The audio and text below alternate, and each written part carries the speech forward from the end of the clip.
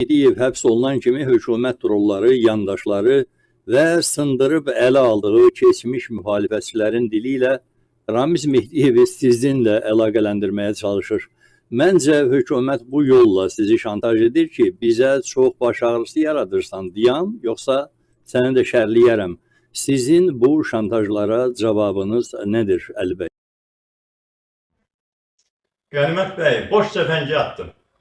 Məni nə Azərbaycan hakimiyyətində təmsil olunan Ramiz Mehdiyevlə, nə də bir başqası ilə əlaqələndirmək mümkün deyil. Ümumiyyətlə, mən hara, Ramiz Mehdiyev hara. Biz bütün siyasi karyeram boyu mən onunla diametral əks dəyərləri, prinsipləri, düşərgəni təmsil etmişəm. Mən hər zaman Azərbaycanın müstəqilliyindən yana olmuşam, Qərbə inteqrasiyasından yana olmuşam, o Rusiyanı təmsil edir. Mən hər zaman demokratiyadan, azad seçkidən, insan hüquqlarından yana olmuşam, o repressiyaların başında durub. Mən hər zaman Azərbaycanda şəffaflıqdan yana olmuşam, korrupsiya qarşı mübarizə aparmışam, o korrupsiya rəhbərlik edənlərdən biri olub. Ona görə də bizim heç zaman yolumuz da kəsişməyib. Yəni, iş elə gətirib ki, mən biraz əvvəl dedim ki, yüzlərlə Azərbaycanın vəzifədə olmuş insanların yolu onunla kəsişib. Uzun müddət olub da alimpdə, hakimiyyət alimpində. Amma mənimlə heç zaman yolumuz bizim kəsişməyib. Heç bir zaman bizim hər hansı bir formalı əlaqələrimiz də olmayıb. Hətta mənim xatirimdədir ki, 90-cı illərdə o zaman Rusiya ilə Azərbaycanın arasında gərginlik olanda Heydər Əliyev xalq cəbhəsinə də müraciət eləmişdi. Səhv eləmirəmsə Musavata da bir dialoq başlatmağa çalışmışdı. O zaman rəhmətli Əbülfəz Elçibəy idi partiyamızın sədri. O zaman da mən israrla imtina elədim o prosesdə iştirak eləməkdən. Xalq cəbhəsindən başqa sədr müavinləri gedib o zaman 90-cı illərdə hələ Ramiz Mehdiyevlə görüşdülər. Yəni heç bir, bütün karyeram boyu bizim heç bir zaman hər hansı bir yolumuz kəsişmir. Və bir də ki, açıq demək lazımdır Qənimət bəy.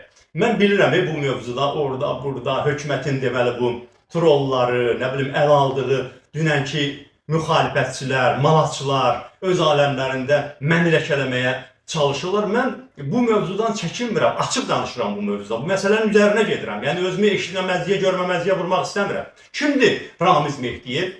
Və o sizin üçün ola bilsin ki, bəlkə onu irəli çəkən, onu vəzifə qoyduğu adamlar üçün o hansısa bir şəxs ola bilər, hansısa bir önəmli figur ola bilər. Mənim üçün o necə önəmli bir figur ola bilər ki, onun o 22 il oturduğu kabinetdə mən 28 yaşımda dövlət katibi olaraq otururdum və oradan özüm imtina eləmişəm. Aydın olur. Mən əgər Heydər Əliyevin onunla qalıb işləmək təklifini qəbul eləsəydim, heç bəlkə də Azərbaycan siyasətində Ramiz Mehdiyev fenomeni olmayacaqdı.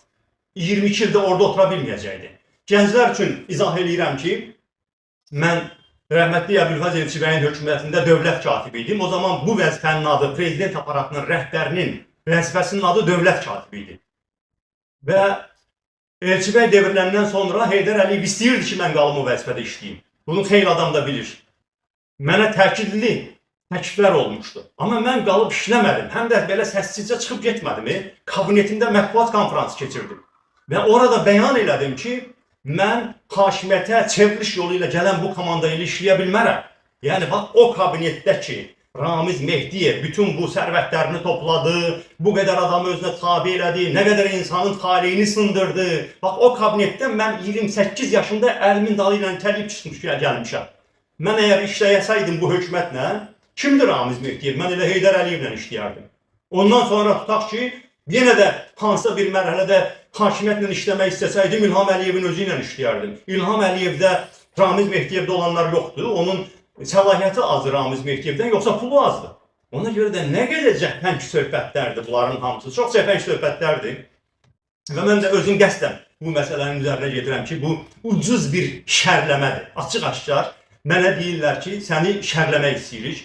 Bilirsiniz, mənim üçün bu yeni xəbər deyil və belə məsələlər mənə təsir eləməz. Bilirsiniz niyə görə? O qədər şərlənmişəm ki, məni siz, bu hökumət, IŞİD-la şərləyib, Hizbullahla şərləyib, FETÖ-çü çıxarmaq istəyib. Bir ilin içində 8 ay fərqlə Əli Kərimlini həm sünni radikal eləyiblər, həm şiə radikal eləyiblər.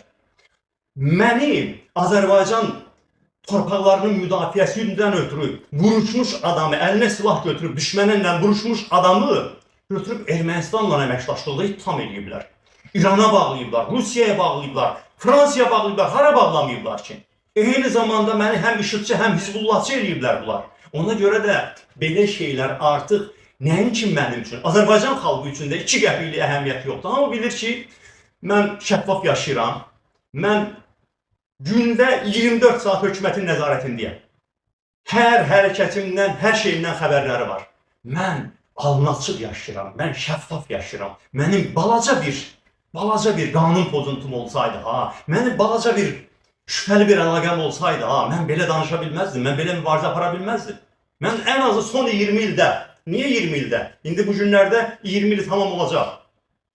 2005-ci il 26 noyabrda, bax o Qələbə meydanında mən oturaq mitingə təşəbbüs elədim. Ondan sonra pasport alındı, ofis alındı, həbslər başlandı.